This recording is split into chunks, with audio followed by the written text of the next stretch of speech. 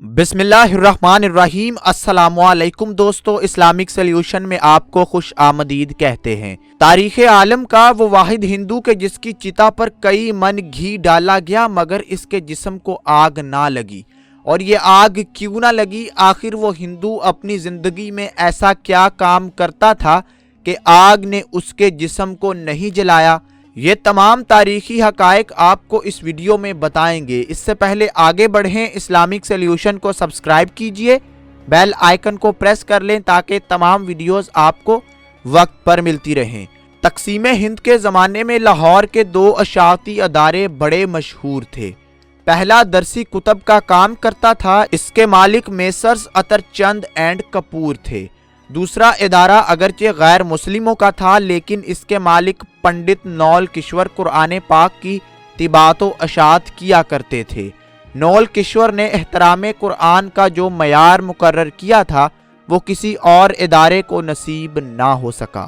نول کشور جی نے پہلے تو پنجاب بھر سے اعلیٰ ساکھ والے حفاظ اکٹھے کیے اور ان کو زیادہ تنخواہوں پر ملازم رکھا۔ احترام قرآن کا یہ عالم تھا کہ جہاں قرآن پاک کی جلد بندی ہوتی تھی وہاں کسی شخص کو خود نول کشور جی سمیت جوتوں کے ساتھ داخل ہونے کی اجازت نہیں تھی۔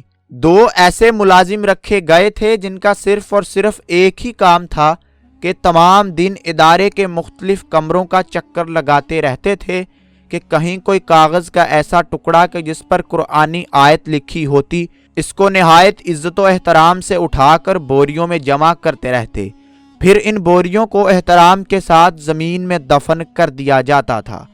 وقت گزرتا رہا اور طباعت و اشاعت کا کام جاری رہا۔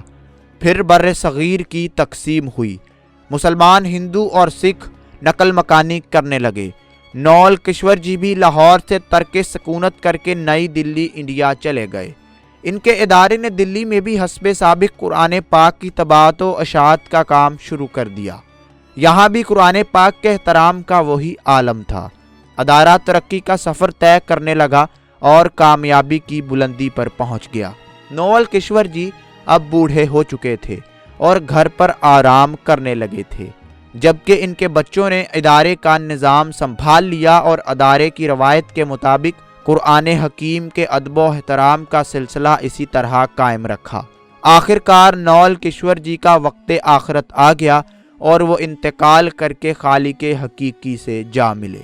ان کی وفات پر ملک کے طول و عرض سے ان کے احباب ان کے ہاں پہنچے، چونکہ وہ ایک بہت بڑی شخصیت تھے اور ان کو بڑی تعداد میں لوگ جانتے تھے۔ ایک بہت بڑی تعداد میں لوگ ان کے کریا کرم میں شریک ہونے کے لیے شمشان گھاٹ پہنچے۔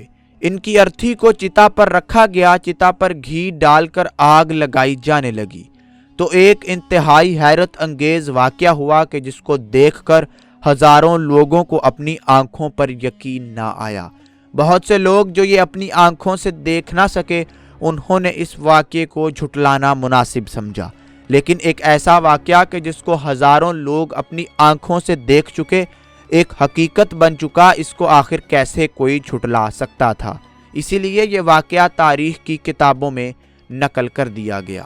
نول کشور جی کی چتا کو جب آگ لگانے کی کوشش کی گئی تو چتا آگ پکڑ نہیں رہی تھی۔ چتا پر اور گھی ڈالا گیا، پھر آگ لگانے کی کوشش کی گئی، لیکن بسیار کوششوں کے باوجود چتا نے آگ نہ پکڑی۔ یہ ایک ناممکن اور ناقابل یقین بات تھی، ایسا پہلے کبھی نہیں ہوا تھا۔ لمحوں میں یہ تمام خبر پورے شہر میں پھیل گئی کہ نول کشور کمار جی کی چتا کو آگ نہیں پکڑ رہی۔ دور دور سے لوگ یہ دیکھنے وہاں پہنچے۔ وہ زمانہ سوشل میڈیا کا تو تھا نہیں کہ اس چیز کی مکمل ویڈیو بنا کر محفوظ کر دی جاتی۔ یہ تمام منظر لوگ اپنی آنکھوں سے دیکھ رہے تھے اور نول کشور جی کے بیٹے اور ان کے رشتہ دار بار بار ان کی چتا کو آگ لگا رہے تھے، لیکن پریشانی بڑھتی چلی جا رہی تھی کہ بار بار کوششوں کے باوجود بھی چتا آگ نہیں پکڑ رہی تھی، اور ہر گزرتے منٹ کے ساتھ ساتھ خبر دلی شہر میں پھیل رہی تھی اور لوگوں کا ایک بڑا سمندر شمشان گھاٹ میں اکٹھا ہو رہا تھا، کیونکہ لوگ دیکھنا چاہتے تھے کہ یہ ناقابل یقین بات کیا ہے اور ایسا کیسے ہو سکتا ہے۔ یہ خبر دہلی میں پھیلتی پھیلتی جامع مسجد دہلی کے امام بخاری تک جا پہنچی تو وہ بھی اس تمام منظر کو دیکھنے اور اس چیز کا جائزہ لینے شمشان گھاٹ آ پہنچے۔ نول کشور جی کمار ان کے بہت قریبی دوست بھی تھے اور وہ ان کے احترام قرآن کی عادت سے اچھی طرح واقف تھے۔ امام صاحب نے پنڈت جی کو مخاطب کرتے ہوئے کہا کہ آپ تمام لوگوں کی اس چتا کو جلانے کی کوشش کبھی کامیاب نہیں ہو پائے گی۔ اس شخص نے اللہ کی سچی کتاب کی عمر بھر جس طرح سے خدمت کی ہے اور جیسے احترام کیا ہے، اس کی وجہ سے اس کی چتا کو آگ نہیں لگ سکتی۔ چاہے آپ پورے ہندوستان کا تیل اور گھی اس کی چتا پر ڈال دیں، اس چتا کو آگ نہیں ڈلے گی۔ اس لیے بہتر یہ ہے کہ ان کو عزت و احترام کے ساتھ یہاں پر دفنا دیا جائے۔ ہندو پنڈتوں، سادھوؤں اور نول کشور کمار جی کے رشتہ داروں نے آپس میں کافی دیر مشورہ کیا اور بار بار اسی دوران کوشش کی جاتی رہی کہ نول کشور جی کمار کی چتا کو آگ لگائی جائے، لیکن بار بار کی کوششوں کے باوجود جب آگ نہ لگی تو پنڈت جی نے بہتر سمجھا کہ اس معاملے کو ختم کرنے کے لیے اور اس خبر کو زیادہ پھیلنے سے روکنے کے لیے نول کشور کمار جی کی میت کو، ان کی چتا کو یہیں پر اسی شمشان گھاٹ میں دفن کر دیا جائے۔ چنانچہ امام صاحب کی بات پر عمل کرتے ہوئے نول کشور جی کو شمشان گھاٹ ہی میں دفنا دیا گیا۔ یہ انسان کی معلوم تاریخ کا پہلا واقعہ تھا کہ کسی ہندو کی چتا کو آگ نہ لگنے کی وجہ سے شمشان گھاٹ ہی میں دفنا دیا گیا تھا۔ اس سے پہلے نہ ایسا کبھی ہوا تھا، نہ کسی نے سنا تھا۔ اسلامک سلیوشن کے محترم دوستو، آپ سوچ رہے ہوں گے کہ آخر آگ کیسے نہ لگی اور آگ سے یہ معجزہ کیسے ہو گیا۔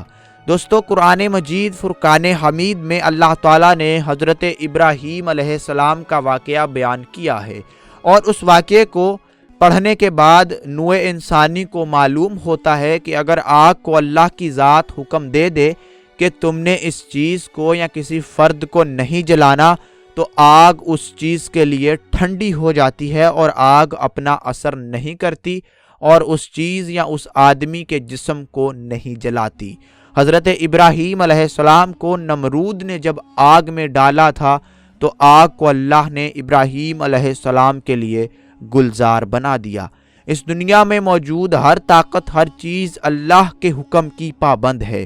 اللہ اگر کسی چیز کو حکم دے دے کہ تم نے اپنی قدرتی اثر کو نہیں دکھانا، اپنے قدرتی اثر کو نہیں دکھانا اور اس کو زائل کر دینا ہے، تو یقیناً وہ چیز اپنے اصل، اپنی فطرت سے ہٹ بھی جائے گی۔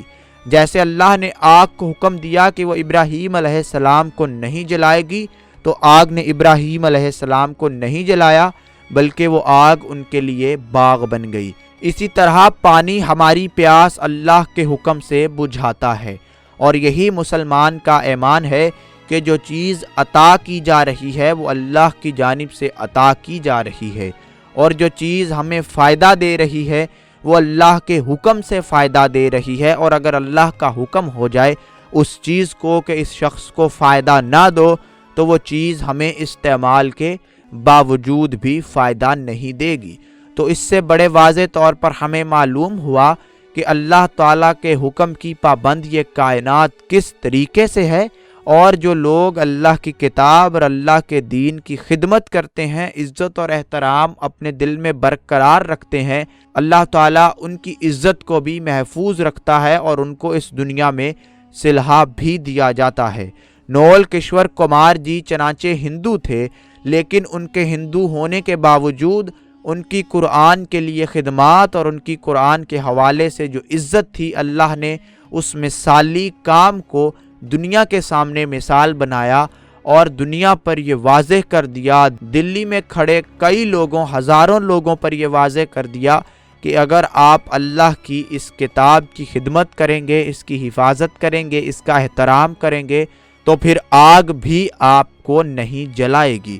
اس واقعے کا سبق یہی ہے کہ ہم اس دین کے لیے، دین اسلام کے لیے اپنے آپ کو وقف کریں اور قرآن مجید کا زیادہ سے زیادہ مطالعہ کریں تاکہ ہمارے زندگی کے تمام معاملات میں اللہ کی مدد ہمارے ساتھ شامل ہو جائے۔ یقیناً اللہ کی مدد اگر ہمارے ساتھ شامل ہو جاتی ہے تو ہمیں کسی اور چیز کی ضرورت نہیں رہتی۔ اسلامک سلیوشن کو سبسکرائب کیجئے، بیل آئیکن کو پریس کر لیں تاکہ تمام ویڈیوز آپ کو وقت پر ملتی رہیں اور آپ ان سے استفادہ حاصل کرتے رہیں۔ آپ سے اجازت چاہیں گے، اجازت دیجئے، اللہ حافظ۔